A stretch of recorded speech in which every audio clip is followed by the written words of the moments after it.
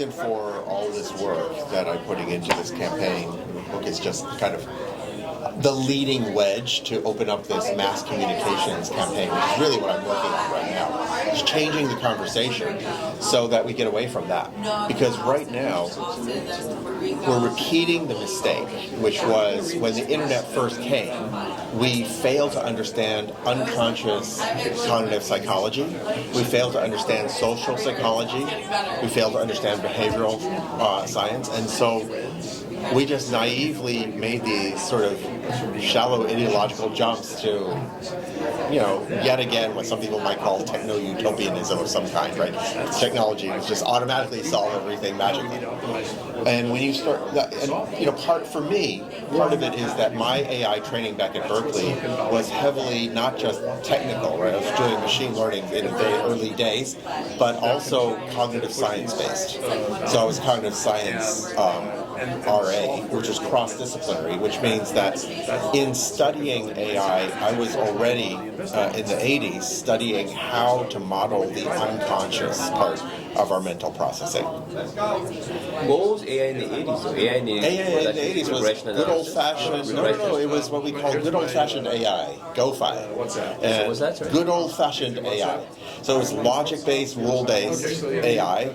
People would try to write hundreds, thousands of rules by hand. Within 1 week of joining my PhD research group at Berkeley, which, by the way, was one of the seminal groups to build the earliest ancestor of Siri, Alexa chatbots, right? And within 1 week of joining, I told them this book is never going to work. You can never scale this up. We need to be building models not of hand programming all of knowledge in logically consistent ways. What we need to do is we need to actually build models of baby brains that learn the same way that we do, and that handle ambiguity and shades of gray and all sorts of other, things that humans do, largely unconsciously.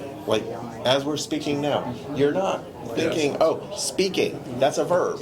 You, that's the subject of the verb. Not, that's a negation, right? There's no logical reasoning going on. You're just doing this largely below the level of consciousness. So how do you said we got to avoid the pitfalls that we did with the internet. So we need to understand the psychology, right?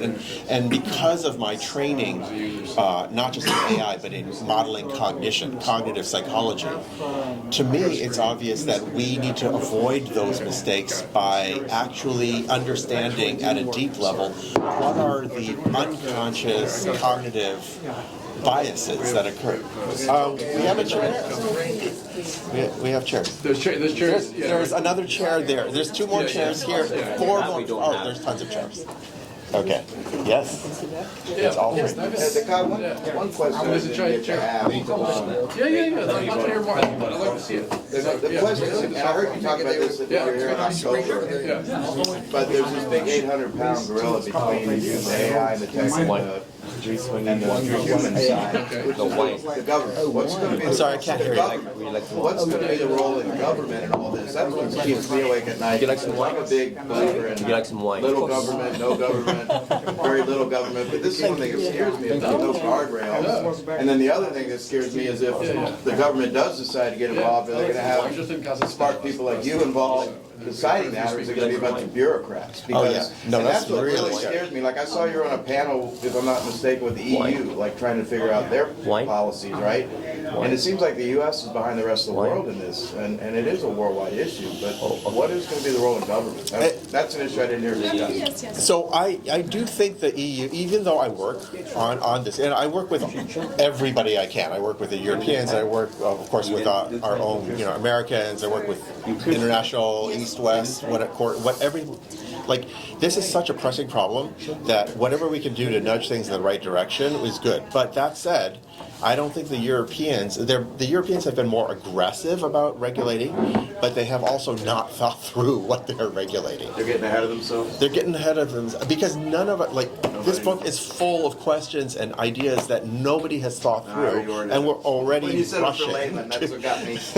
It truly is. I Marie Kondo'd the hell out of this book. Like, my favorite quote from Mark Twain, it was, like, I didn't have time to write you a short letter, so I wrote you a long one instead. So I've spent 10 years writing a short one. But without thinking these things through, and this goes to the question that we were discussing earlier, is that to avoid repeating this mistake where the internet first came and everybody was saying, oh, this is going to solve everything, we're democratizing information, magically, techno-utopia, everything's going to be fixed. And of course, we've seen the polar opposite, right? And like, the internet has actually caused more and more people to get siloed and like, only hear what we want to hear. And like, this is...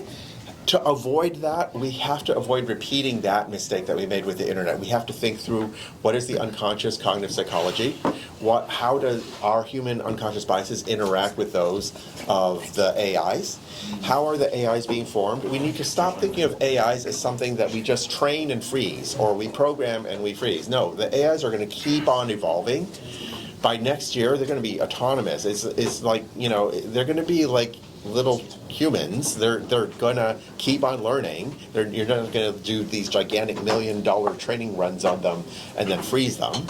And so, and they're going to go and solve general tasks on everything. They're not going to be such specialized automata anymore. But right? are you saying we'll have like AGI, like something I think soon? we Or what's your already have so Can I give nobody's an example? well defined So AGI. first, on ChatGPT right now, go in. It's no longer ChatGPT 1, 2, 3, 4. It now says reasoning beta. Yeah. Those reasoning AIs, ChatGPT is a summarizer. It can regurgitate large, it's just basically like a net, right? But a reasoning AI has the capacity, very low scale right now, but exponentially growing, to you tell it, okay, I want you to bake a cake like this. Here's the instructions. And then 2 weeks later, you go back to it. You say, hey, I want that same cake, but it's like green frosting and like a little bit different. And it remembers, and it does it. It can reapply, tweaking it, and figure it out on its own. That's learning, right? That's reasoning. And that is what all of a sudden starts to be able to do tasks at scale. Unimaginable tasks. You cannot say, oh, it's gonna, we are used to a world where we say, this is the product, this is what it does. No. It thinks. Therefore, anything we think about, it does. Well, going back to crypto, you've already seen, agents created that have, been autonomously investing and mining in crypto right now. They were built for that, but they're out But there that's still doing things. and the That's thing a is, first that's still a order. narrow AI. It's Exactly. a specialized task. That's right. What we're going to see is we're going to start seeing like the autonomous, decentralized, full-on general-purpose AIs, right? And so the problem with the term AGI is because everybody means something different by that, as you well know, right? So if we talk about AGI as just meaning general-purpose AI, then we already have that today. They're not better than humans in all respects, but in a bunch of respects, they're already better than humans. If we're talking about the AGI as if it has to be better than a human in every single possible respect, okay, we're still a couple of years away from that, but we are going to hit it pretty soon.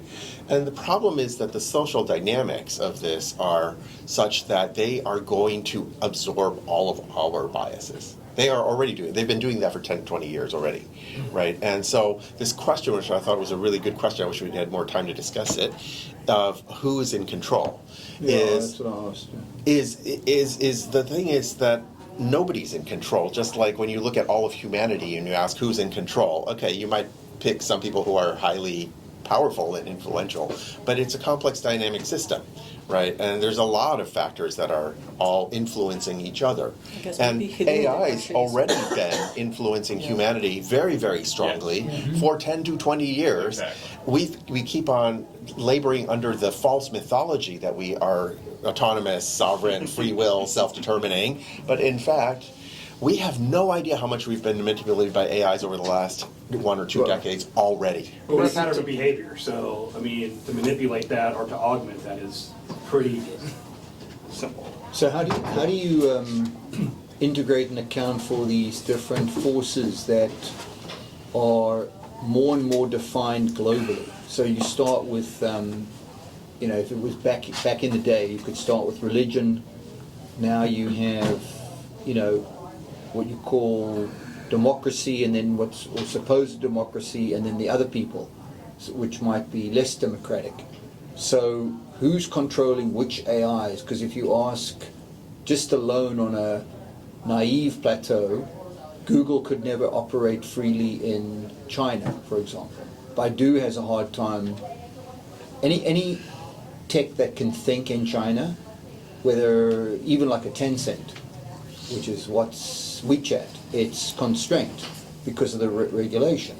And then if you go east or west, depending on you go to Russia, you have another set of that. And we don't really know because it's not public what's going on here. But my point is there are these controls, and the measures and the layers and what's acceptable is entirely different for these different regimes. Yeah, I think it's true. I guess behind your question, you're probably asking, for example, all these AI companies are putting out AI programs out there. Correct. So who is actually, in a sense, regulating them? Because right now they're unregulated, right? So they can actually, that's the reason why with all these echo chambers, you go to Facebook or whatever, you get fed the articles that they want you to see because they think that you like them. You don't actually get to see anything else. So in a sense, they are in control in a sense, that's the algorithm. But they meaning bias. the tech. The people who develop that. So the Facebook, for example, if you go to Facebook, you see articles that cater. I mean, that they think. So how did? Can I offer a supplementary Sure. perspective on that? Yeah. I think we need to get away from the idea of only one party being in control. I know this is seductive. We like to have somebody to point our fingers at. It is, of course, partly the people who develop these empty brains, okay, but they're empty brains, right? It's also the people who decide how to train those empty brains, right? What data are they training them on? And again, that's getting looser and looser because by next year, AIs are going to be deciding how to train themselves, okay? It's not going to be under the kind of like rigid programmatic control that we have now. But how does the world pollinate, unite, or not? Right, because right now I think what I was saying was these government. I'm trying to answer. Oh, sorry. I'm trying to answer that question. So Here's the thing. I wasn't sure is if you that, understood what I was saying. so here's the thing: is that we need to trigger, and this is what this whole project is about, an international conversation that peels back a bunch of this mythology about AIs. Which right now, so many prescriptions that we're hearing, even here, are based on the wrong notion of what AI is. It's like, no, you can't get rid of the bias problem just by training it correctly and then offering that to the world. Also, you can't ban manipulation. The European Union's AI Act has a clause banning manipulation of AIs by humans.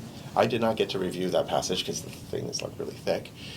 Like, what does that even mean? We've been getting manipulated by. You can't have AIs making any decisions about what to show you and what to not show you. That doesn't manipulate us. Every act is a manipulation. So we need to get away from these mythologies, have the public discuss this, and then start asking the key questions. What are the allowable range of ways that AIs can decide what to hide from us? What are the criteria? What are the allowable range of criteria for how AIs manipulate us in their choice of what to never show us, and in their choice of what to promote for us? International treaty? Premature. We need to first have the entire population asking these questions. Right. Different cultures are going to come, even within the U.S. I've been running these exercises in lots of groups. There's a huge bell curve of opinion. Not everybody agrees with everybody, but at least we start to see a bell curve, right? So what I'm trying to drive with this is that we start to say, okay, everybody disagrees, but the majority of people say that between 55% to 80% of that is a reasonable criteria, right? And ask a bunch of those questions. Once we trigger that conversation, we will work with computational social scientists, pollsters, etc., write up white papers on what does the distribution of public opinion look like after they've had this informed debate, which nobody's having now because nobody's even asking these questions, right? And then we go to a process to ask, well, what are some what I call minimum emissions standards for the information age, for information flows that we might consider having, right? And again, we're going to have to take it to the people, because unless you're operating in China or something like that, you can't just have one guy say, oh, these are the standards, and we're going to propagate them down. But how do you discount the enormity, or not discount, include, for example, the Russia and the China, which are big masses of people, land mass, productivity, and so on and so on. So how do they? Can I ask you how much time you spent in China? I've been on the ground there. I mean, I'm not a native, so I've been a visitor, tourist. Oh, okay. In and If out. you, some people here have worked a lot, so I'm just. Oh trying to no, I'm not no expert, but I'm familiar with some of the, as I explained, the companies, right? So there's a lot of censorship is the right word, regulation, right? So does AI not debunk You that? mentioned informed debate, because I want to like set the agenda. There's so many alphas in this room that I want to like let them. So I think, let's say this debate, this existential debate, let's continue this. Let's just call it like a 10, 15 minute. And then I think it'd be good to like talk about where we could invest in AI. Maybe that's sort of Maisie, you could sort of help lead that. And then, and or in sequence, maybe Gary, you could even go after Dekai, because you're sort of on the softer, non-investing side. And then we go back to investment. Can that work? Like 10, 15 minutes, Dekai's this discussion? And then Gary, you weigh in? Sure. And then Maisie on investing? Does that work for everybody? Yeah. I mean, I'd like to. And yeah, you need a bottle opener. And you join me. Let's get the important stuff. And a few more bottles. Yes. I see a lot of the glasses having been filled. First things first. I have white. Anybody want white? Bring that too. White. And a rosé. Would it be helpful to explain what you know, but a lot of us may not? Yeah. I think what you're saying, like a Yeah, lot of look- global corporates have been using AI, but they haven't been calling it AI, but they've been doing it. But now the AI became democratized, right? So how a lot of these companies, these giant global top 100, they've been using AI to reach their customers, services, etc. Data science and targeting. So I'd like to not just to avoid leaving that loose end hanging, because we work internationally in AI governance for like a decade now, with colleagues in every single country. China's actually, their AI governance is very similar to the European Union's at this point. Starting with GDPR, China created almost the same GDPR. It's called PIPL, Personal Information Privacy Laws in China, just slight adaptations for the different governance model. And they have been doing a lot of that. They're actually way ahead of the US on that. So, I mean, do they have a certain kind of censorship that we don't on sensitive issues? Very definitely. But that's probably 0.1% of the social media in China. Like if you read Chinese, or understand Chinese, social media in China is still the Wild West. It's still, despite that censorship, it's still insane. It's pretty nuts. It's like, I think, to your question, it's important to understand that there's sort of like the product layer, which is like the public layer, of which we're most familiar with, like data science, marketing, programmatic ad targeting, and so forth. That's the product layer. But what Dekai understands is what is the lab layer, and the layer that has been developed in labs for 40 years. And so therefore, what we are experiencing as society for the first time with OpenAI, with this big umbrella, new branding, AI, right? It's the consequence of that. And we're starting to see really sort of the somersault effect of some of these AIs over the past 10 or 20 years, as we're also opening our eyes to this open mass productization at these new levels. guys, can I just in case you don't realize this, Katie is my primary editor on this book. And girlfriend, when that's a she's fair word. speaking for I live with this, and I help to edit his text as a data scientist. It's like the gymnast came out of the circus tent. I can't help doing it. I'm calling you for interpretation. You're welcome. But I think what both of you are getting Type at one, is type that. one, page 6. Yeah, It's going like type back to the one, lab page 6. piece, I mean, really, you know, kidding. you've obviously been working in the lab with AI for 40 years. In the last 10 to 20 years, human society has become the lab subject without knowing it in many ways. Right. Of this Right, we are technology. the creatures, It is. experimenting on the creatures. Yeah. One of the things that I worry about a lot right now is that, you know, using China as an analogy, the Chinese learned decades ago through the painful experience of the Cultural Revolution, do not try to run gigantic, massive radical experiments on the entire country all at once without any small experiments or simulations.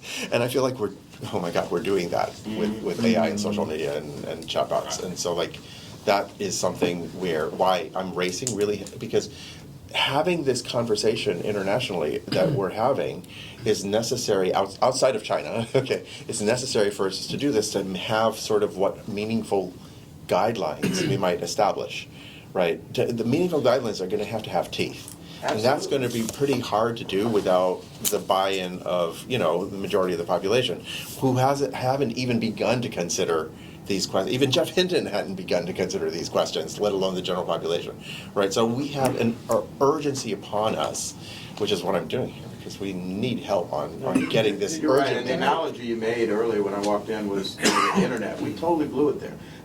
There was no guardrails for pornography, child abductions, dark web. I mean, everything. There was Or no social guardrails, media. none. And this is happening so fast. That's the scary thing. At least that's the thing keeps me awake. It's not losing the jobs. It's what destructive things it can Because do. people didn't know what the internet could do. I mean, They didn't know. Well, they don't know what this can do either. Exactly. So And also, Still don't know what the people don't internet can do. I don't know what they do understand. next People don't year. understand what our unconscious is led to do. Yeah. Right. That's the biggest problem, right? And so a lot of this is about not like raising our own consciousness of that.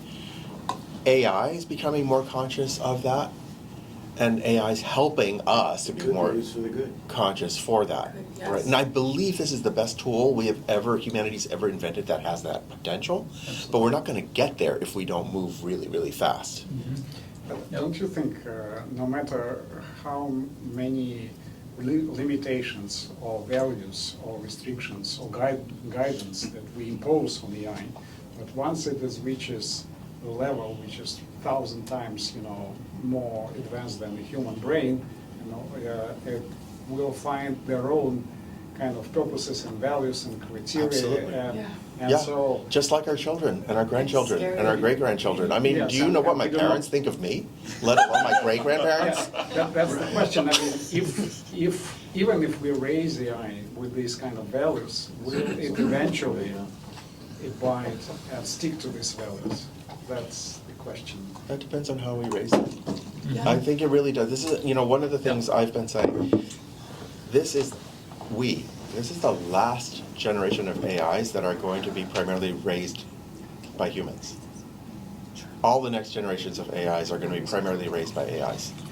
We got one shot at doing this right, and the clock is ticking. Totally. So if I can offer just a couple thoughts, since I just want to follow with the instructions from our great leader. So, and then love to hear about it from investors' perspective. So, if we're still around. if AI will take us out by time. well, no, if AI hasn't taken over the investment portfolioes of everybody in the room. It'll tell you what to invest in. So. It'll say Say invest in me, AI. right, yeah, say invest in AI. It'll help you. So I know this is true of everybody, but I'm just going to say, I should have just the label human advocate, and I want to tell you what the perspective coming from the human advocacy is. And again, I've been in Silicon Valley for a very long time, so and I had the fascination of meeting a lot of the players who were in the ecosystem through the years. So. And I want to just call out, just to ask questions to make sure we're just all thinking about some of these things, right? So when we say an AI, or we call them AIs, they're algorithms. It's software. It's running on a microprocessor. They are not entities. We might want to picture them as entities. We want to design them as pieces of software. We might want to think that they operate as entities, but they're algorithms. And so every time we personify our technologies, I think we've seen over and over again we raise those technologies and we use labels that sound like what we talk about humans, and then humans are inevitably diminished. And so now we may say, no, that's not true. That's not true. They are our children, or they're our digital children, that sort of thing. But they're just also your brain is an algorithm. But I want to make sure we're making a really sharp difference here. So I'm a child of science fiction. I had 2,000 science fiction paperbacks in my basement when I was a teenager. I've seen a lot of the different visions of how some of this stuff plays out. Yes, we have algorithms in our brain, but we're biological units. These are pieces of hardware and software we've created. All right, so and sure, they might have some characteristics. We can say embody things like humans, but they're not humans. They're pieces of software. So let me just finish let me ask the question. So are we thinking about, do we give more power to the technologies when we use labels that are the labels we use for humans? So that's the first question. The second question is, these are products, and yes, there's a lot of stuff going on in the lab that we're now part of the lab. Yeah. These are products. These are pieces of software that companies are making and charging for. And sure, there's some cases like with Meta's Llama that is open source, but they're still products. They're pieces of software that people are making, and there are business models behind the products. And the business model that Silicon Valley has funded over and over again is, when there is a set of tasks that humans have done, and we can throw technology at it because you're already paying for what a human does, that people will buy the new technology. And especially, if, as we say in Singularity, if it 10x's that capacity. And this model goes back to the ox-driven plow. The ox-driven plow was the first example of a technology that separated human labor with a piece of hardware that some people could own, and then people had to have money to be able to own a plow and own an ox, and others who could only work with their labor did not. And this is how you started to see tremendous separation between the ones that own technology and the ones that don't. And so there are incentives baked into the system for what OpenAI, Google, Microsoft, they have markets. They want to make money. And so those are determinants in many cases of what the capacities and focus and the underlying structure of those products are. And are we letting ourselves get out over our skis as humans when we're talking about this future, which may be very, very soon, but where the technologies will have a tremendous amount of capacities? The companies issuing them are still companies making products and paying for them. And we're funding them. We're funding companies that are, in many cases, over and over again, replacing human labor with what they can automate. So that's the second one. And the third one is, we as humans, we often have a lot of challenges with scale.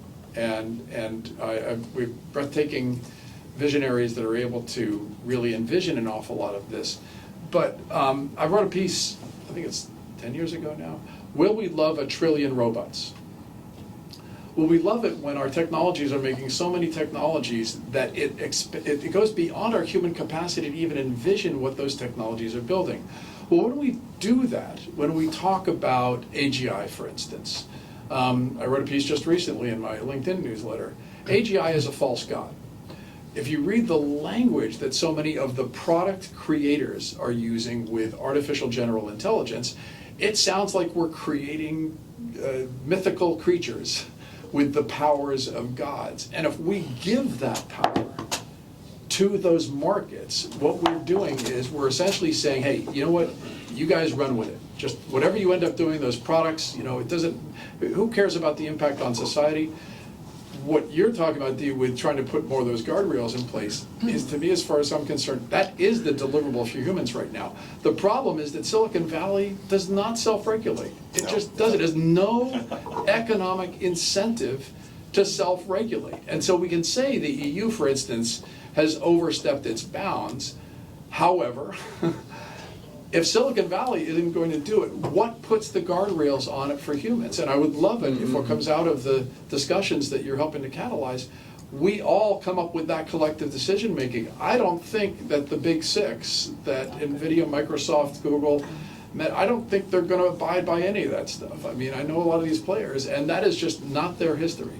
So I'm just asking these as questions like, let's just make sure we're stepping back and we're just thinking about the language we use, how we elevate these technologies, the context in which we're thinking about them, and especially how we invest and what we invest in. And I will. 25 years Well, what ago. you need is a heat sensor. I only want to work on things that have maximum impact for the benefit of Right. humanity, right? But how do You we need an quantify aura that? How sensor do we that can measure collectively that collect in a the way aura that? and quantify it. How do we connect that In to the numbers. impact, investing, et cetera, So- You have a community? great aura. So let me just answer the question. So let me ask it That's directly. what you need. So, Aura sensor. so 25 years ago, my group, Charette, we became fascinated by one question. How do you accelerate the flow of capital to good? And so we ended up catalyzing an event called SOCAP, Social Capital Markets, which today is the SOCAP. largest gathering of impact entrepreneurs and investors on the planet. 25 years ago, there was no phrase like impact investing, and we would get laughed out of the offices of chief investment officers, of high net worth advisories, where we would say, no, you can do well and do good. And what I pushed for was an early initiative called Connect, K-A-N-E-C-T, which was what are the metrics around impact. So there actually is a lot of work done in this arena. Now, it's not perfect, and it certainly doesn't encompass all of the sort of Fitbit for impact, but if you check out the GIN standards, GIIN, Global Impact Investor Network, and so it's not perfect, but it is it's a living database of attempts to try to put some framework around it. It could be significantly updated in the age of AI to be able to at least embody more and more of this data. I think that's a huge possible outcome to be looking for, is how we can instrument more of that, and what are the things we can infer about some of the positive impacts of these investments. How would you, as a thought experiment in this framework, because I don't know it as well as you, how would you take a stab at coming up with those metrics for, let's say, the easy question, how to, with efforts like this, reduce the lack of understanding and the escalating polarization driven by AIs? And then secondly, the harder one, how would you quantify in those metrics helping humanity avoid blowing itself up? That's great. All right, so I don't want to go down too much the impact investing metrics rabbit hole, but the response is typally. And after this, we're going to talk about investing. I'll lay the groundwork for some of that with AI investing, right? So, is what's causative and what's correlated? So this is the challenge in anything that tries to measure impact is you put money into the system, you injected something, or you put services in or anything to try to be able to impact a problem that you care about. And how do you know? I say this all the time when I lecture. I say, so imagine you had a conversation with future you, and you could talk. It's you, like a year down the road, 5 years down the road, 10 years down the road, and you could have a conversation like, what would the impact be that you'd want to have? But the second and most important question is if you're successful, how would you know? And so this is the challenge: is we have very complex and complicated, wicked systems, often wicked markets, with lots of interdependent components. And so how do we tease that out? This is an opportunity for algorithms, for software, to be trained, to be able to model those systems, and then to have better and better understanding of when we inject money, services, anything into that ecosystem, how do we know? And what are the different outcomes that we can model so we can see this investment has a higher likelihood, based on what we know about correlation and causation, than this investment. Okay, so let's try this and run the experiment. You guys probably should be out there Yeah? with the philanthropy impact Okay, well, discussion. anyway. So, but it's germane to artificial intelligence. No, you totally could. But because with investing, ultimately, you do know, right? On a financial basis. But the issue is the metric. No. Let me modify that. Metric. You know on a financial basis that the entity in which you invested benefited from positive results in a market. That's what you know. You don't know that they impacted You don't know the problem, or you don't know that they generated the result that society needed. You just know that the organization benefited economically. So what are you optimizing for? That's the question. Well, so this is the, okay, so I always show a slider. But what do you want them to I think optimize they for? can't give the answer, because when I asked them, about what AI cannot do, is the human experience.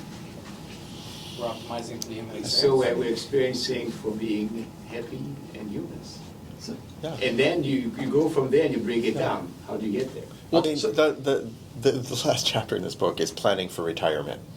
Like, what happens when your children become better than you are at whatever it is you taught them? You Like, would hope that. are you disappointed? No, you hope that they You hope are. that, yeah. And then you hope you raise them well to love and take care of you in your older age, and you continue doing the things that bring joy to life with them.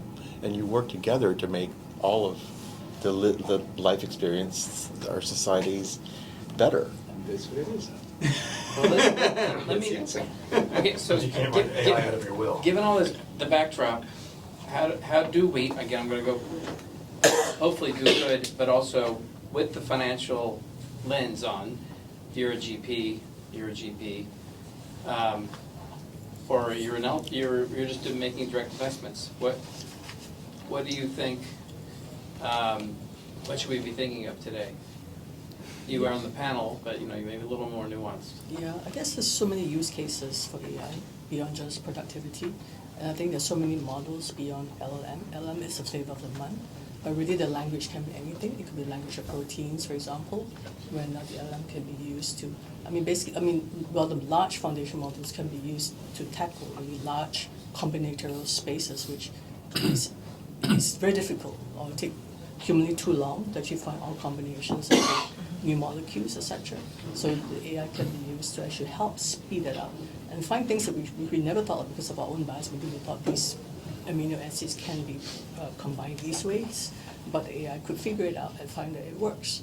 And then it's not just a combination, but also the shape, because it's important for proteins. So the AI can do all that. It can discover new proteins. You can, do stuff like that. So we're interested in such new foundation models as well, beyond just the LLM. We think it's probably no point now to invest in another, but we are LLM. We're quite interested really in how do you actually train it, right, to bring it up down in a responsible way. But I guess we're still trying to learn how to do that. So what does it mean to train the AI to be a good children, right? So how do you measure it? And how do you actually put economic value to it? So if I found a company, if I were to invest in it because it does good, how would that be? So I think that society needs to also agree that this is an important thing. It's like you could raise kids and not send them to schools, right? But then somebody has to build the schools, and most of the schools are not profit centers. So I think that's the same going to be for AI. So how do you actually set up these AI training schools for all these models so that they know what to do and what's right? Because they're going to learn, and it's going to be really fast. So just like we missed the internet because it happened so fast, we didn't know what's happening. Now we have a taste of what it could happen. I think we should probably start thinking about how to do that. So we're open to that. So basically we are investing across the whole stack. But at the same time, a very key cornerstone of the investment is sustainable and responsible AI. Sustainable because these LLMs are huge guzzlers. I think someone did a study in June this year because I think ChatGPT has 200 million weekly users, assuming that each of them does 15 queries per week. You end up burning enough electricity to power some 49,000 US homes for the entire year. And that's like crazy, right? Yeah. So how do you actually design AI that's not such guzzlers, and also how do you make them responsible in terms of understanding how the model works? Because right now we don't know how the model works. So we need to basically invest in AI that's explainable.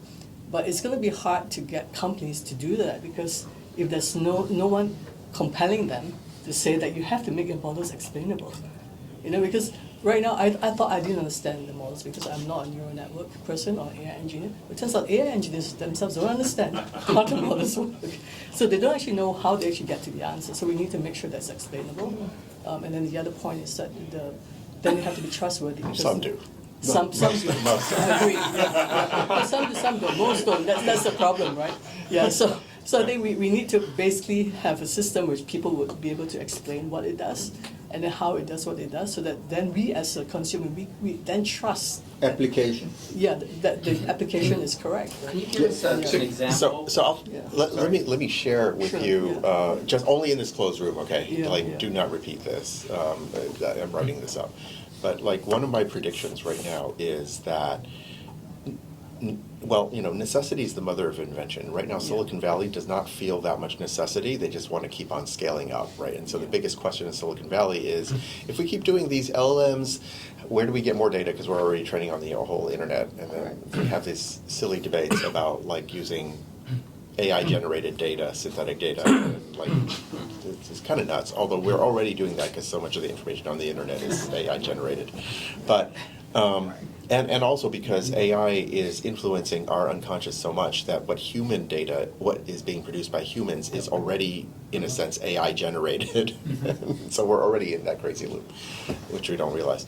What's happening with this increasing sanctions war that we're seeing with China is that as China feels more and more that they don't have as much in GPU power to train these insanely dumb brute force AIs, is that's going to create, because necessity, mother of invention, more pressure to do the paradigm shifts toward true AI, which is small data, small compute. And I don't think the powers that be over here are understanding that we are doing that. And it's gonna then it's gonna happen, and everybody in DC is gonna be, oh, how did that happen? Can I just make one point for the investors in the room real quick? So she mentioned a stack. So if you want a cosmology to just understand the investment landscape, Menlo Ventures has a new report out. It's very easy to Google, and it's very complete. So they've got a market model. They show the stack, typically 5 layers, and show different examples of companies in each place in the stack universe. And that's a really, really good way to just get yourself up to speed, so you can just see when we're using these labels for things, like where a piece of technology fits. Because you have to think of it almost like a Jenga, but it's a reverse Jenga. People sticking the sticks in to build it, and there's still holes. And so to understand how those pieces come together, what you're going to be doing is you're not likely to be investing in the next OpenAI. You're not likely to be investing in anything that's going to eventually become a Google. Those are sharks. You're investing in sea turtles. You're investing in companies that are going to be components that eventually will roll up for those companies. And good news, you're going to get faster exits out of them. Bad news, they're not going to, in most cases, become a shark. They're not going to become these massive breakouts. But to see where the companies you're investing in, where they fit, where the sea turtles are crawling down the beach, the Menlo Ventures model is actually a good one to start with. Maisie, as a VC investing in AI, looking at early stages, is there any sectors or industries you see as most likely? My very simple brain says this is ripe for healthcare and medtech and advancements in curing humans. Education, maybe another one. Are there any sectors like that you see as the most likely short-term home runs? Yeah, I think healthcare and fintech are probably the early adopters of AI. So I think, Okay. I mean, And healthcare? And healthcare. I mean, I think the early adopters, I mean, chatbot, I mean, I think most financial institutions all are using some kind of AI-powered bot. Somewhat infuriating, yeah. Is this the one you mean? Where does quantum fit into all of this, and how and what, and is that too far in the distance, and how, what would that change That's gonna change a lot. if things get much faster? Yeah, it's going to change a lot. It's exponential. And then do you know when that faster is, if and when that may come? The quantum. Actually, soon we're doing a debrief of all the debriefs. It would change a lot of things beyond If anybody's interested, that's a QR code for the Menlo. Just try to wind this up in 2-3 minutes. But Liddy hasn't spoken yet. Cue me. If you can let Lydia. Anybody know where QR codes Cue came from? me. Where? A company called, a Japanese manufacturer called Denso Wave in 1994 used QR codes Oh, this one. to label auto parts so that they would all Thank arrive you. at the factory at the same time. Yep. And that's what you're using today, is a technology. The 3 boxes define a reference point, and then it's nothing but bits. Mm-hmm. It's nothing but bits. The black and white are nothing but bits that define a URL. That's it. That's what you're looking at. Everybody got it? So I just want to make a statement to ask a question. So imagine today if they said no more driving, no more manual driving, because you can't buy that car and we've confiscated all the others. So you have to go in the auto car, and then when you go in the plane, same thing, no pilots, right? There would be part of us emotionally that would either reject or be in shock, because we most of us in this room have always driven or been driven in a normal car. Is that not the same kind of thing that's going to happen, where at a certain point the AI reaches a in other words, our lives are dictated by it, because when we do these menial things, I'm just generalizing that we do, and we call people to interact, the doctor, the this one, the that one, the bank, you don't get a human being, you get technology. So now you're talking to technology, but not every human being can manage to interact with that. I know that. There's going to be a generational aspect. But so if you, Also, there's like, I think you can, so I'm a GP, part of an AI, fully AI hedge fund, and we've created the world's first fully AI ETF. And we're looking at, okay, this technology breakthrough we've demonstrated in a regulated environment for that compliant ETF. It's going to make it so we don't need portfolio managers and all that stuff. So the AI is the manager. Yeah, it's fully AI, Right. And risk controls, $80 million spent today to build it.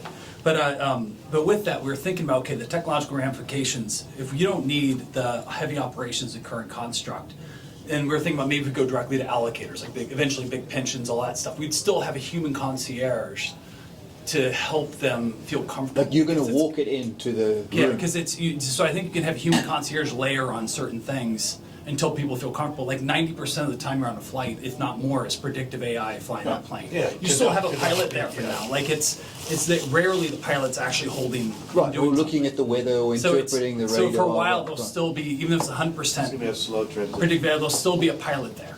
Yeah, So I to mean, me, robotics are just too far away, so like, the models will go much, much, much faster. The robotics are slower, What? because they're just clunky right now. But for Hard- airplanes hard- and stuff, I don't think so, because it's already fly-by-wire now. yeah, it's so just you it's have a gonna be really pilot fast. eventually will just be The there. pilots have to override to say that the AI tells me to go right, and there's a bird coming towards me, so the pilot says, okay, I'm going to turn left. You know? But if any of us have children, you see, like I have 3 boys, 10 years apart, so 30 years. Their brains are all different because they've grown up with this different tech stuff. What's that done to your brain? Well, it keeps me young. The other thing I think about it is like with Tesla, like the self co-pilot on the highway. Like the first time that certain people might take a minute. Oh, I've got it on the highway. It's going to drive. Other people are like an hour in. Oh, okay, it's okay. That's but right. all of us will That's have right. lived experience to the point where we'll be like, oh, okay, it's got it. So I think it's Until it it's crashes, but. Yeah, but that's a rare exception compared to because if it's 40,000. But who's going to train us to manage all this? Like, how are we going to learn? Like, let's say you're an old guy. People are gonna figure it out on their own. How do you figure it out? Oh, That's what I'm ChatGPT, asking. can you fix this code for me? It's not doing what I want. When it can code it for other No, people, ChatGPT is really all of a smart now. sudden, I you was enable hanging out this with- whole other, there was this layer of sort of barrier as we were growing out data science. I worked in this for 20 years. We would have to have coders and engineers and investment dollars and all this stuff in order to build out those big data systems. All right, And only Lydia, did Fortune you talk 500 yet? companies could do it. We got But all of we're a on sudden, when briefing people as can a code final. with one query, I want to know what Lydia's answer was. Oh, so We're not leaving until Lydia has a chance to speak. absolutely, on every plane though. Guys, That's Anthony, scary. we're all coming inside the main room. That's so it's just like all of a sudden you get like superhumans who are like, we have no barrier to entry. We have no revenue and we have no jobs and we have no barrier to entry. So I'm very ignorant about all this, but I think, I allocate capital wisely. Applied AI, industrial AI. So I've dealt with a lot of people for all kinds of situations. I don't invest So I in take like the away next from all that is that, foundational model because that's very what makes me different or unique or good or bad at what I do? It's something that I would call an intuitive sense that would be very hard to write down or define or dissect. But some of my closest friends are some of my worst enemies with investing because they think so differently. So we can't come to a consensus. It's different training, it's different upbringing and so on. Right? What I'm trying to get at here is to illustrate to an example of how I believe that life's experience, together with meaning genetics, upbringing, diet, religious beliefs, like everything you've done to this moment, you believe in the individual, is the culmination of what goes into that decision making. 100%. Right? It's the same as like soldiers in a battlefield or whatever, right? Yeah. Well, the individual definitely The individual, exists. right? Yes. And so there was a lot of films and all that stuff about how the individual was, empowered, blah, blah, blah, blah. And you always had these you have these freak individuals, whether it's a Musk or Trump or any of these people that you know, or Joan of Arc or Shakespeare.